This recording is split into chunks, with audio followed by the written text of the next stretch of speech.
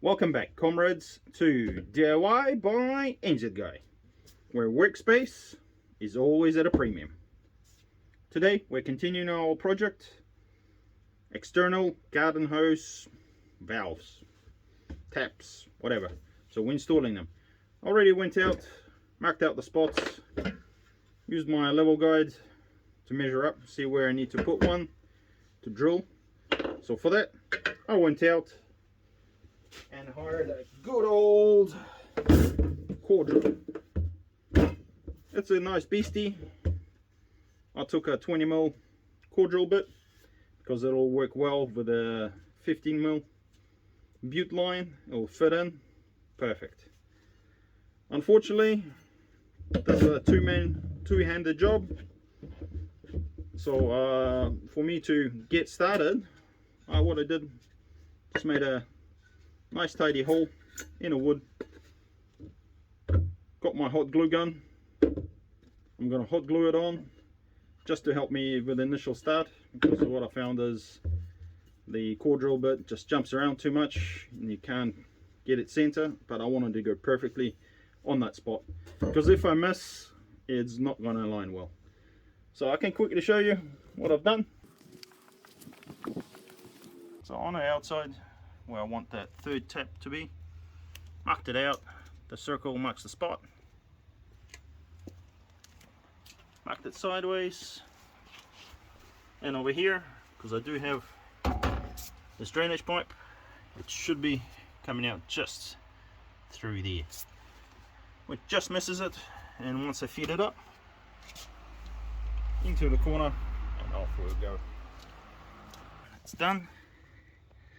The hole's all the way through.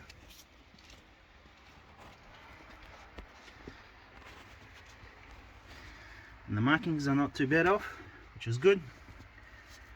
So it's still going to work. Nice and close to the pipe, but luckily missed it, and it would have been a bigger headache. It's all good. Let's go to the next one.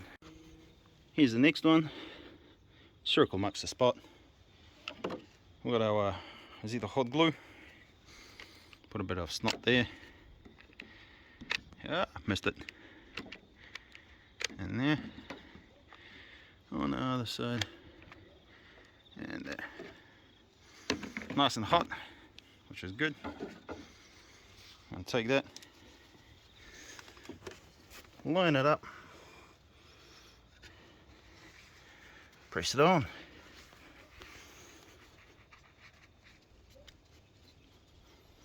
Cool. While it's holding on there, get some stuff out of the way. We're just gonna run the power cable through from there to here, and we're gonna do the job, drill this here. It is a tough job trying to put your weight on just to drill it in, but I know that this surface is no good, so I can't really put a proper stand with a vac pump and connect to it, so it's just going to be a bit of hard labor.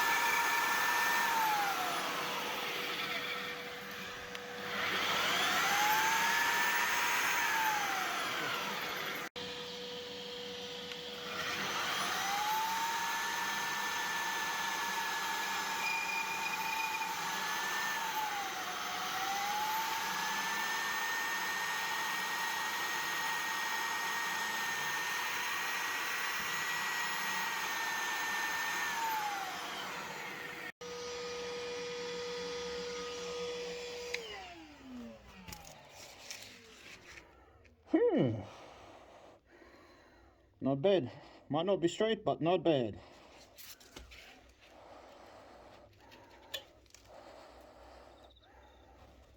Very nice. The hole seems pretty good. It's It's not 100% straight, but in this case we don't need it to be. We just need it to come out about at the right place. In here I decided to put a fourth hole because I'm gonna run power cable out, have a power point here at the backyard, so whenever I need power, don't need to run a cable through the window or something silly like that. It's gonna make it easy. Here, let's see how close we got. Very close. Nice and close. You see? That's what I wanted. Perfect. So, marking accurately paid off. There's a bit of a hot glue gunk, but that's easy to remove. Let's check the last hole.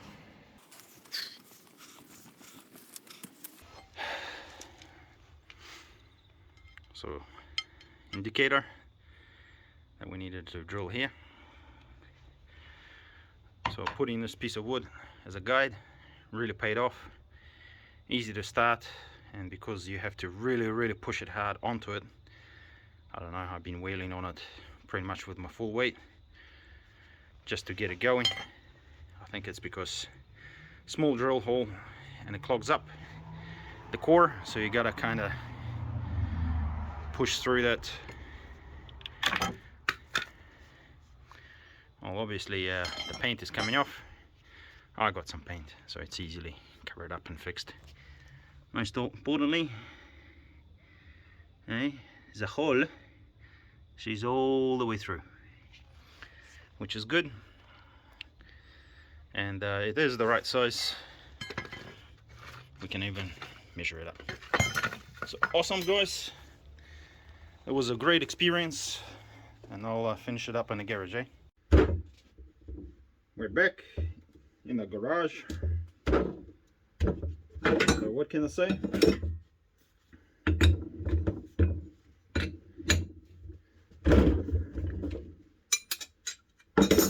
Core drill is a fantastic tool if you need to do nice precise holes without a major blowout on the other end. They will go through steel bar, rebar, brick, concrete, everything. So not too much worries, because the biggest worry I have if you're doing it with a regular percussion drill, not only are you going to get a blowout on the other end because you can't control when that hammer strikes and it has the blowout, you also got to worry if you hit a rebar, it will probably skew itself off it, and then instead of having a straight one, it's just going to be on an angle, which is not something I can afford when drilling through the hole where I need to, for it to precisely go out. Sorry, hopefully it didn't get demonetized. So I need to precisely make sure that it goes out on the right angle, so it's not hitting, as you saw in the first hole I did, the drainage pipe. The problem I found with this little one, because I am using it for a butte line, which is about 15 mil.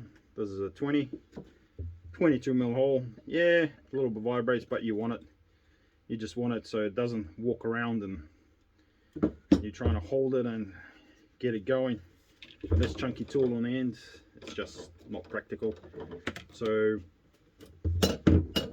for me, having this Ozito hot glue gun, battery powered, can use it outside. Obviously not when it's raining, but using it outside, quick heat up. I did a review on this. If you want to see, just search my videos. And yeah, just block of wood, 4 dabs, stick it on, and it holds on there strong enough for you to find it the center, because you can put it right over the cross that you marked, or the circle in this case, and do it. If you have a look, yeah, the core drill bit does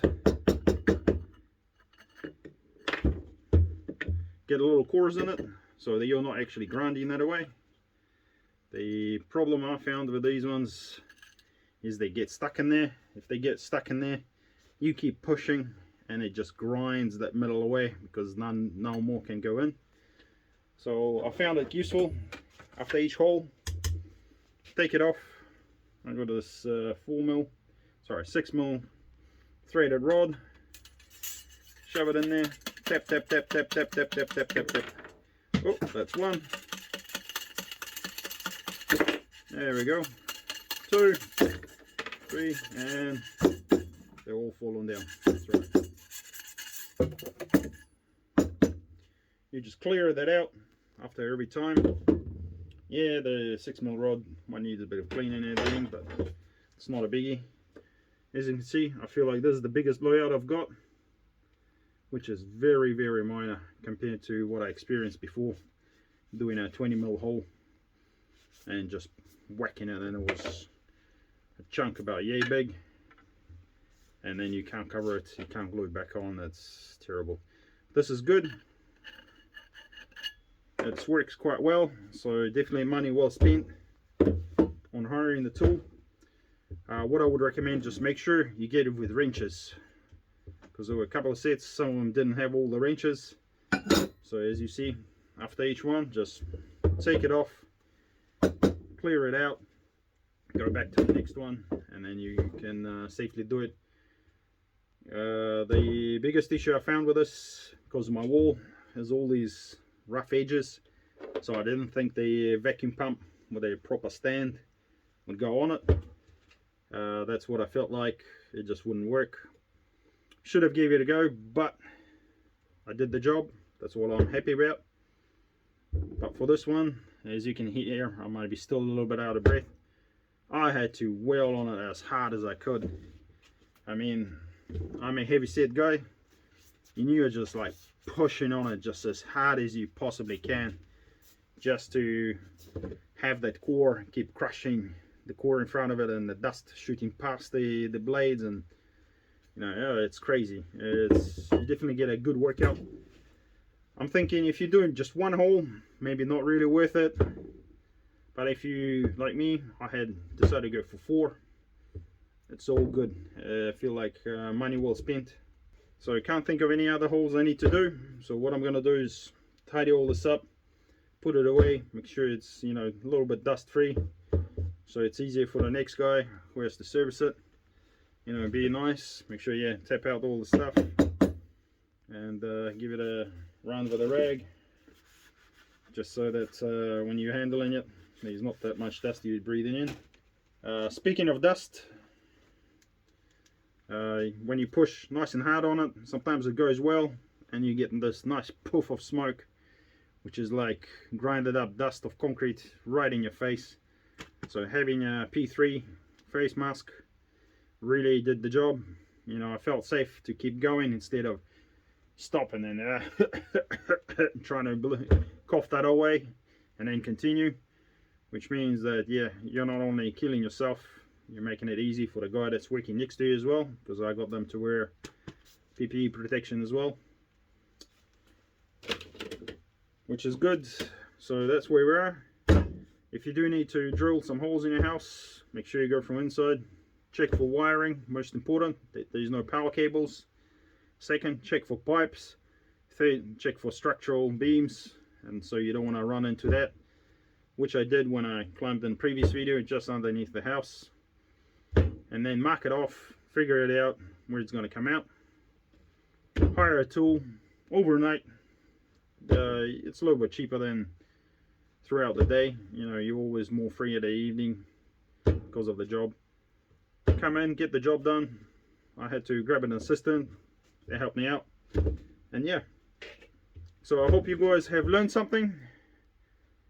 Okay, and yeah, you got comments or questions, just pop them down below and I'll see what I can answer. Thanks for watching, comrades. This has been DIY by NZ Guy. Hope you have learned something.